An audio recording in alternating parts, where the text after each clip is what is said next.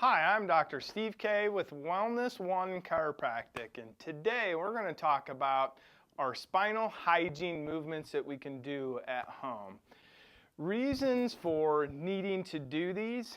Our life nowadays involves a lot of sitting, looking at our phone, typing on our computer, those sorts of things, and we need to try to combat that. And instead of changing how we do things, like not being at the computer or looking at our phones, we need to just adopt something to help with that. And so that's what the spinal hygiene movement is about. We're starting to see more and more people at a younger age have degeneration in their spine, and this can help combat some of that stuff and just have us live a happier, healthier life. Just through movement and through decreased pain, and just have more happiness with that. So that's the reason, one of the other reasons that we need to have this spinal hygiene movement. And we also don't have a whole lot of time in life too, and so we have to get something that we can get in pretty quickly, do them at all times of the day, and not a whole lot of effort that is involved with it. And it's very low tech, to be honest. It just takes 3 different pieces of equipment that don't cost a whole lot of money, and you can do this at home anytime that you want. So let's just first start off with the first movement that we have to do, and this is taking both your cervical spine and your lumbar spine through full ranges of motion. And the first one that you start with is just going to chin to your chest, and you go to the end range of motion, and then you hold that for 10 seconds. And so just making sure that we're not leaning forward like that, we're keeping our spine straight up and down, tilting our chin to our chest and holding that. The next one is just the opposite. We extend backwards. Now this one, sometimes people can get a little bit dizzy on, so make sure if you do get dizzy to stop right away. Maybe consult your doctor, your chiropractor, see if there's something going on there. But once again, just making sure our spine is straight up and down and extending straight back, holding that for 10 seconds. The next one is going to be tilting to the side. So we tilt our head to the side, hold that for 10 seconds. Now a couple tips on this is making sure that our shoulder doesn't come up to our ear. So we're not wearing our shoulder or our arms as earrings. We want to make sure and hold that down. And so hold that for 10 seconds, and then you do the other side. We tilt to the left side, holding that one for 10 seconds as well. You see a theme here. Every one of these you're going to hold for 10 seconds. All right, the next 2 that we're going to do are rotations. So we're rotating right, and then holding that for 10 seconds. Once again, making sure that we're not rotating our whole body side to side, and then we're rotating the other way and doing this. Okay, and then at that point, we move to the low back or the lumbar spine. And all you're going to do is bend forward. And you don't necessarily want to work on stretching your hamstrings. You want to make sure and round your back. So get that nice rounded back in there, and then you hold that for 10 seconds. The next one is you're going to extend backwards. You will feel a little bit of pressure in there. If you feel pain, you definitely want to stop. But you're trying to round your low back with this. Hold that for 10 seconds. And then this next one, we're just going side to side.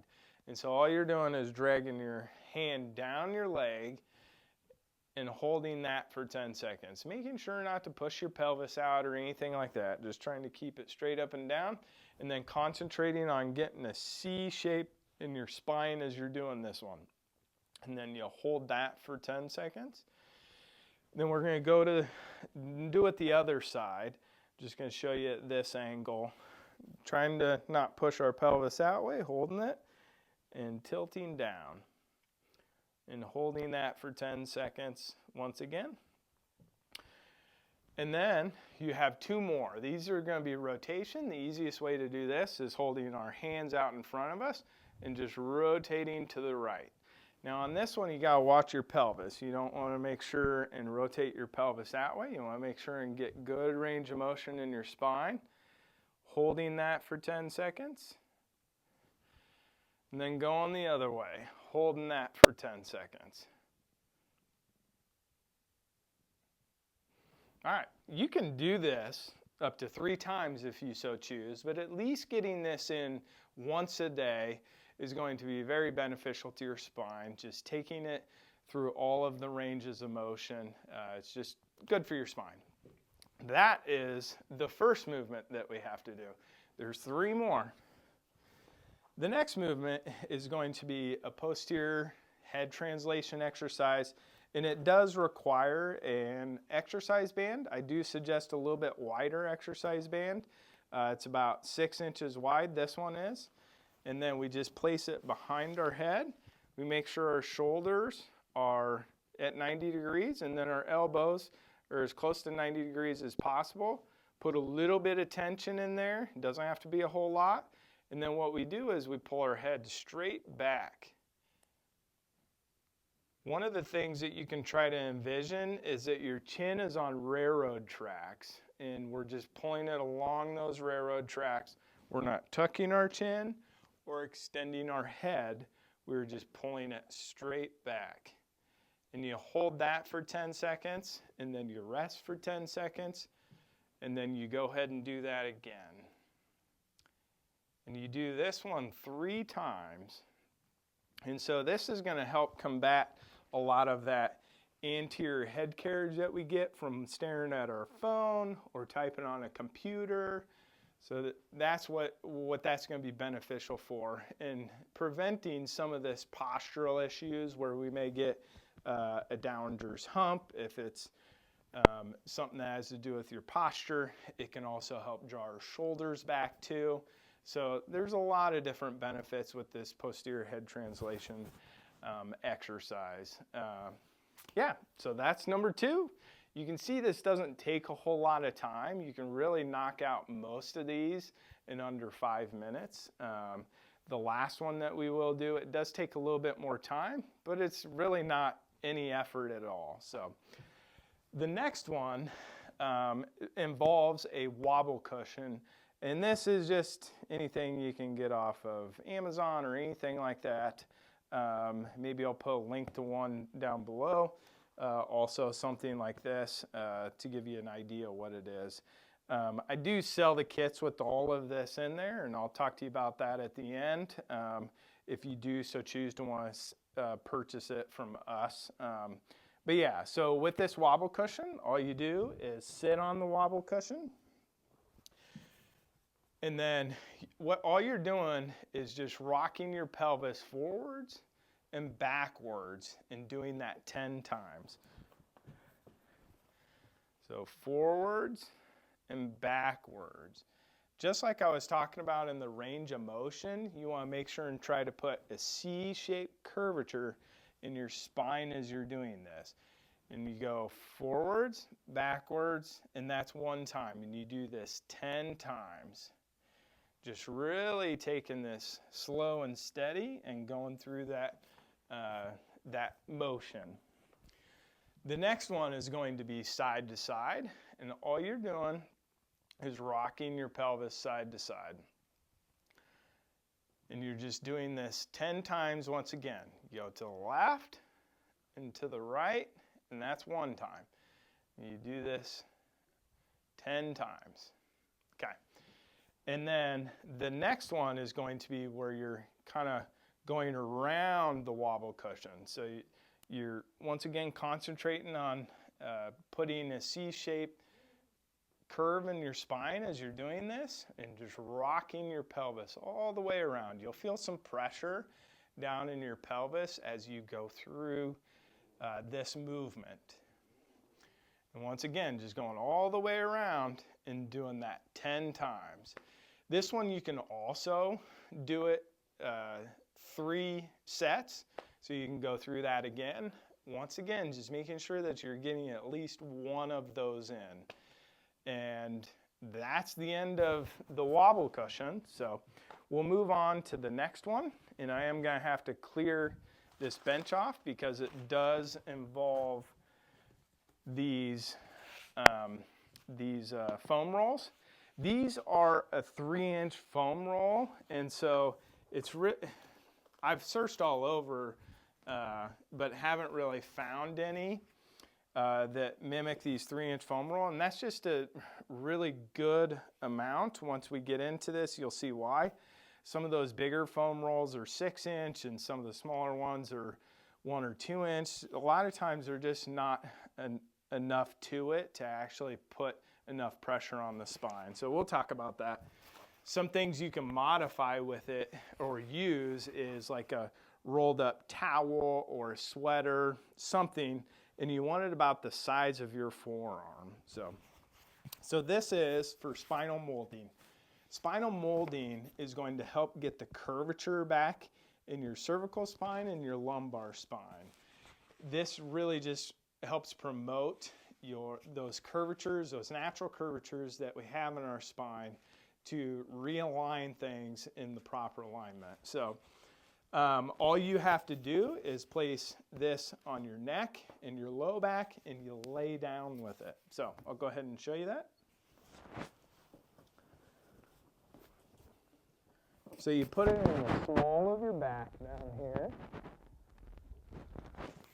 and then this one in your cervical spine.